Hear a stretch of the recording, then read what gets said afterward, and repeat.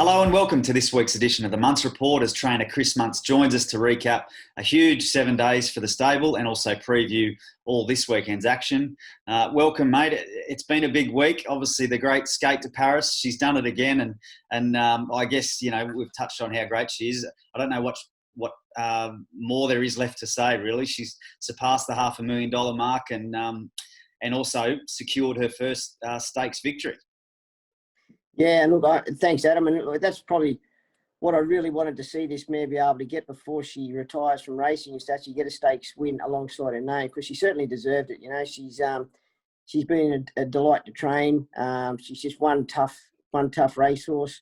Loves stable life, loves being pampered, and it was really pleasing to see her be able to capture a listed stakes win there on Saturday.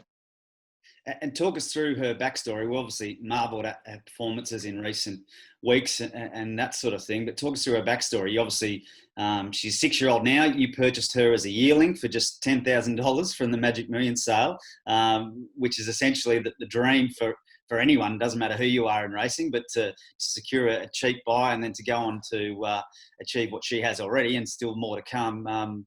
Talk us through those early days. What are your recollections of her as a yearling and the progress that she's made, and even from a training point of view, the challenges you've had along the way?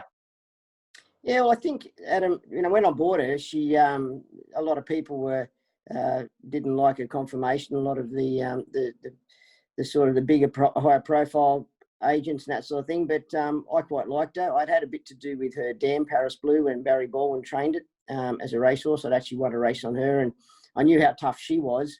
And Bradbury's Luck at the time was going quite well, so I just thought that if this filly at the time could capture any of Paris Blue's toughness and go on to the races and perform like she did, well, we'd have a nice mare that would just pay her way through the cutest races and race on for quite a while, particularly when she was only going for $10,000. So back then we didn't have the sort of money to spend a lot on horses, but to be able to take her home, secure her, and then train her up and get her to the first 2-year-old race of the season as a 2-year-old was a great thrill.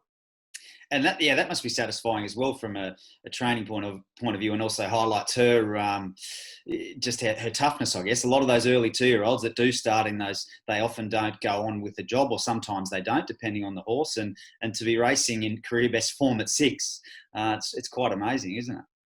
My word. And look, she only had the one run, and then we put her out, give her a nice little break, and then we brought her back, and then she won her first up at Caloundra, won a maiden there at Caloundra quite well. And from there we give her a couple more starts, but she did have from memory, I think it was a suspensory injury of some sort as a late 2-year-old, 3-year-old, which put her out for quite a while till that recovered. But it was when she come back, I think, giving her that bit of extra time when she came back was when she started to really show us glimpses of any sort of ability. She ran in all the good 3-year-old fillies races, starting off at Caloundra in that good fillies race up there, and then we ran her over a mile here at Doomben in a good stakes race where she was only beaten 2.5 lengths. So, I suppose it was then that we started to get a bit of a line on where we thought her ability lied.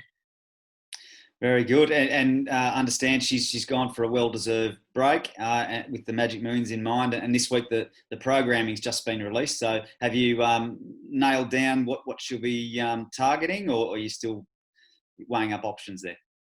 Yeah, nothing in concrete, Adam. Like I said, the main thing is that she just has a couple of weeks now to freshen up. She won't be out for a long period. She'll only have 2 to 3 weeks out, which means she won't lose any residual fitness. She'll be back in the stable and she'll be back to hand pretty quickly. So, we'll just have to have a look at the carnival a bit closer and just see what races we can line her up in. Very good. And the Metro wins kept coming during the week. Miss 22 scored a pleasantly surprising win, I guess, wasn't it? At start number 2 for Glen Logan Park. And, I guess you probably would have thought she's improved, but to do what she did, winning in it's a dead heat, but a win is a win, and really surprised you.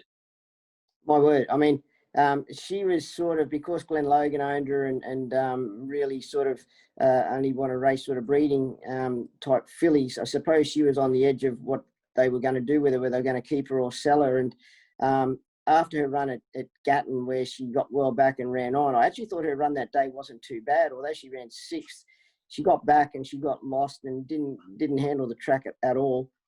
And it wasn't until, I suppose, she got home from that, and I sort of seen her start to change shape and change look and really improve. And I said to Steve Morley from Glenlogan, I said, look, I said, if you want to sell this filly, I said, what I think we should do is just give her a trial on the Tuesday, and then we'll run it 10 days later. And that way, if she doesn't win, I'm confident that she'll run a good race for you. If she doesn't win, she should run in the top 5. And, you might be able to sell her off that. Well, as it turns out, she trialled on the Tuesday and then come out and dead heated. So she certainly went the right way. And I tell you what, it's very satisfying. And I think that's one of the things people say, you're mad to train. But, it's occasions like that when you get a horse and you're able to turn it around when people think that it sort of hasn't got any ability at all. And then see it win a race like that, it's very satisfying, gives you a big thrill. Yeah, she's very gutsy as well, wasn't she? And so she might be hanging around in the Glenlogan Park colours for some time yet. Yeah, well, look, we'll just assess her as she goes. She's another one. She's not very big. She's only quite small. But what she lacks in size, she's certainly got a big ticker. She's a feisty filly too. So I don't mind those sort of fillies. And I think, if she can improve again, which I'm confident she will, there's nothing to say that she couldn't win another couple of races. Yeah, interesting to see what she does from here. Let's get into the preview for the weekend, see if there's any more winners in store this weekend for the Informed team. You've got runners heading to the Metro meeting at the Gold Coast on Saturday, along with Ipswich on Saturday and the Sunshine Coast on Sunday. Pink Ribbon Cup Day at the Gold Coast on Saturday, where last start winner Dash for Dream steps up to Metro grade off the back of her impressive maiden win at the Sunshine Coast. She's drawn well for Larry Cassidy in Barrier 1. Yeah, this filly's improved out of sight since her win. Obviously, it's a big step up in grade, up to an open 3-year-old fillies race, but I didn't think this race was all that strong. There's a couple of wet trackers in there, and there's a lot of speed in the race, which probably suits her. And Larry's riding very, very well. And I just think that, if the scratching sort of come out that I think will, it's probably only going to fall away to a small field. And a bit of rain, if we get a bit of rain, I think will only enhance her chances as well. So I certainly wouldn't put a line through this filly at all. She's going extremely well. You think she'll settle it in a similar pattern to where she did the other day, her maiden win? Well, I think so. I mean, there's only going to be a handful of runners. There's only going to be 6 or 7 runners. So it wouldn't worry me if she was back last or second last, because they're going to go quite fast. There's a lot of speed there. And it gives her a chance to find her feet and get to the outside and hopefully get over the top of them. Very good. 3 runners head to Ipswich on Saturday. The family-owned Royal SHEEN resumes in the Class 1 plate for the boys over 1,350 metres. What have you made of his trial form heading into this? He's had 2 trials. Yeah, look, that's probably as good as he trials. He's never a flash trialer, but he also needs a bit of racing under his belt now too. We took him to Caloundra the other day. He was late scratching the barriers. He went up, but it was just a bit of freshness and a bit of fresh nerves on him. But I'm sure on Saturday, from a good draw, he'll race competitively, and it might only be a bit of lack of fitness late that takes its toll on him.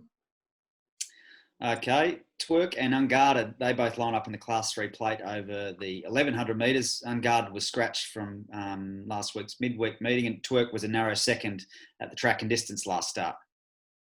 Yeah, 2 nice mares down in the weights, which I think helps.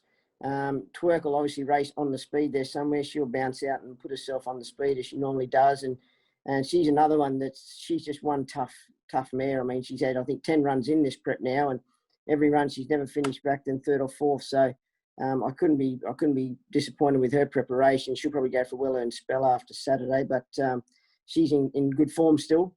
And Unguarded, she's been a little bit of time between runs, but we had a couple of issues we had to get her over, but she's very healthy now, and she'll probably get back a little bit. She's not at the best out of the barriers, but I'm sure if she can sort of hold her spot, not too far away, she comes very, very quickly, and it's just a matter of where Alan Chow gets to in the run and what sort of ride he gives her. Okay, very good. Moving over to the Sunshine Coast on Sunday. Race 4 is a Class 4 handicap over the 1,200 metres. CENTREFIRE drops back from midweek Metro grade and also drops back in distance. She probably did too much work in front last start over the 1,400. Yeah, she did, my word. So that's why we elected to come back in distance. I think the 1200 suits her much better, where we can just ride her where she wants to be. If that's on the speed, that's up to Larry to work out. But I wouldn't actually mind riding her a little bit quiet, just to give her a chance to run on, because she's very fit now. And I think if she could race the way that she trials, she'd certainly be getting home hard. So it'll be basically left up to Larry how he rides her. But I certainly wouldn't be too concerned if he went back and rode her a bit quiet on Sunday. Yeah, sure. A similar story for Wowzers, I guess. He drops in grade and distance. He raced at the Saturday Metro meeting where he finished 6th over the mile last start and drops back to the 1400 here. Yeah, he surprised me how fresh he raced at Doomben the other day. I didn't expect that. I mean, on paper, Ryan gave him a terrific ride. No, he did, but I just didn't think the horse settled. He was over racing and just raced too keen. Whereas his 2 previous wins, he'd sort of got back and he was off the bit and looked like he was going nowhere, but rallied late. So I think from a good draw, I'll just be instructing Ryan Maloney to get the horse to relax, wherever that may be, midfieldy, something like that. And if he can get him to relax and get to the right part of the track, he certainly, it's not a race that he couldn't be competitive in and be hard to beat. And he obviously had 2 straight wins for BK Racing team before the last start 6 as well. So race 6 is a maiden plate. You did have 3 runners here, but they all drew terribly. So I understand you're just going to run Correa, making his debut for David Devine and Neville Morgan. Yeah, well, the other 2, I mean, I have 3 runners that drew 15, 16 and 18, so go figure. So I decided to scratch the other 2. It's just a waste of exercise running them from out there. And Correa he's been in work long enough now. We need to have a look at him. He's been going extremely well. The barrier is obviously going to be a luck in running type scenario. But if by any chance Larry was fortunate enough to get the right run, he's going very well, this horse, and his trials have been good. So you wouldn't say that he wouldn't be a winning chance, but he's certainly, from that barrier, you've got to admit he's got to have a bit of luck. Very good, mate. Well, that's the weekend runners. So the form's been outstanding of late. So fingers crossed the run continues and there's some winners there for all the viewers. All the best on the weekend. Good on you, Adam. Thanks, mate.